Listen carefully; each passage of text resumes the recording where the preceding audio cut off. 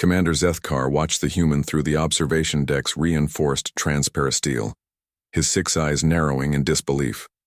Below, in the Academy's most feared testing chamber, Marcus Chen stretched his arms casually above his head, rolling his shoulders as if preparing for morning exercises.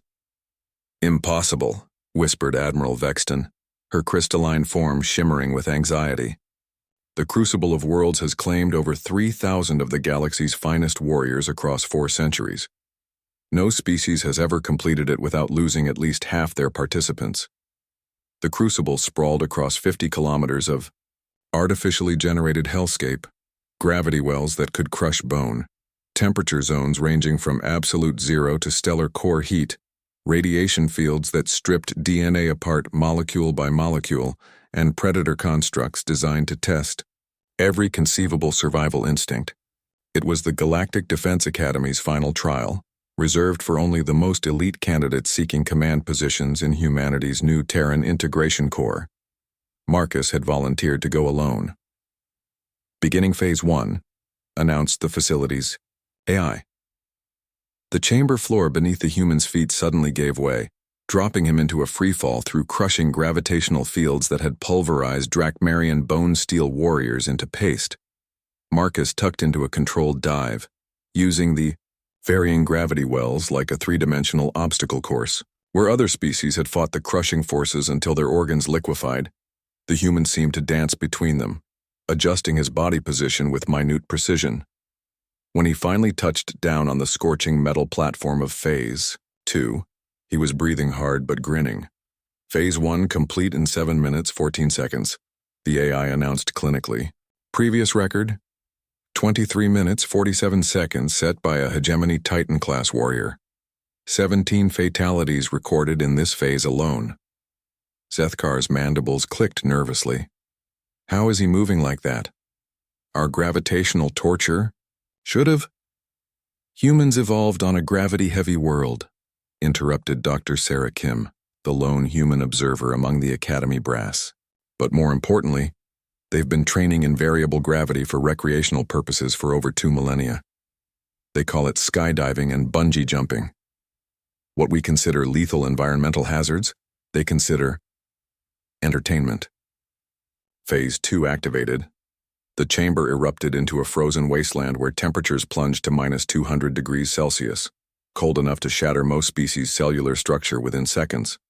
Simultaneously, jets of superheated plasma began firing in random patterns, creating a deadly maze where one wrong step meant either flash freezing or instant vaporization. Marcus pulled a metallic blanket from his pack, standard Academy survival gear that most species used as a last resort shelter. Instead, he wrapped it around himself like a cape and began moving through the temperature maze with fluid precision, using the thermal differential to his advantage. When supercooled air met the plasma jets, it created predictable convection currents that the human rode like invisible highways through the deadly chamber. "Impossible thermal adaptation," muttered Chief Medical Officer Kalenth. "His species should be dead. Their cellular structure shouldn't withstand." "Humans evolved in one of the galaxy's most thermally unstable environments," Dr. Kim explained calmly. "Their homeworld regularly experiences temperature swings of over 80 degrees in a single day. They've developed clothing and shelter technology to survive everywhere from polar ice caps to desert environments that would kill most of our species. This is Tuesday morning for a human." Marcus emerged from Phase 2 not only alive but laughing, actually laughing, as he brushed ice crystals from his hair. "Getting toasty in here," he called out to the observation deck, apparently forgetting. The communication system was one way. Phase 3 introduced radiation levels equivalent to standing inside an active fusion reactor core. The human did something that made even the AI pause in confusion. He pulled out what appeared to be a primitive detection device and began methodically mapping the radiation field like he was conducting a survey. "What is that device, Admiral?" Vexton demanded. Dr. Kim smiled grimly. "A Geiger counter. They've been using them for over 400 years. Humans have extensive experience with radiation. They used to intentionally split atoms as weapons and later as power sources. Every human child learns about radiation safety before they learn advanced mathematics. Within the death chamber, Marcus had identified the radiation patterns and was moving through safe zones. With the casual confidence of someone following a familiar hiking trail, he even paused to examine one of the radiation projectors with professional interest. Phase 3 complete, announced the increasingly bewildered AI. Time, 11 minutes, 6 seconds. Previous record, 1 hour, 43 minutes. Death rate, 94%. The final phase activated. Towering biomechanical constructs rose from the chamber floor. Adaptive predators designed with the combined hunting instincts of the galaxy's deadliest apex species. They moved with the speed of Zephyrian wind hunters, the strength of Corathan megabears, and the cunning of Phalon packstalkers. Most species faced them with advanced weaponry and still suffered massive casualties. Marcus picked up a rock. The first construct lunged with razor-sharp claws extended. The human sidestepped, brought the rock down on what would be the creature's equivalent of a spine, and disabled it in one precise strike. The second attack came from behind. Marcus seemed to sense it without looking, spinning and striking with the edge of his hand at a joint that caused the entire construct to collapse. Humans are persistence hunters, Dr. Kim said quietly, as they watched Marcus systematically disable constructs with nothing but improvised tools and his bare hands. They evolved to chase prey across vast distances until it collapsed from exhaustion. They don't just understand predator behavior, they perfected it. Every human child plays hunting games they call tag and hide and seek. We just watched him apply 40,000 years of evolutionary hunting instinct. The final construct fell.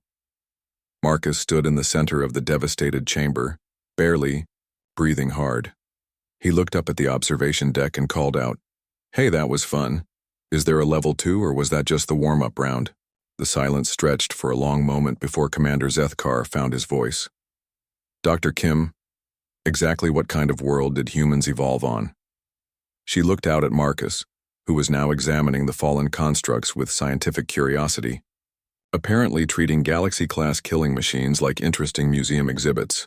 "Commander," she said softly, "humans call their homeworld Earth, but the rest of the galaxy classified it differently in our databases. Check the xenological surveys under its original designation." Zethkar's claws trembled as he accessed the files. When the data appeared, his 6 eyes widened in horror. Earth's original classification in the galactic database wasn't as a habitable world. It was listed as a Class 3 death world, the kind of planet where even extremophile bacteria struggled to survive, and humans called it home. "Dr. Kim, Admiral," Vexton whispered, "if your people consider this a warm-up exercise, and what exactly do they consider actual training?" Marcus had found the exit and was walking toward them, whistling cheerfully. Dr. Kim smiled. "Admiral, let me tell you about something humans call boot camp."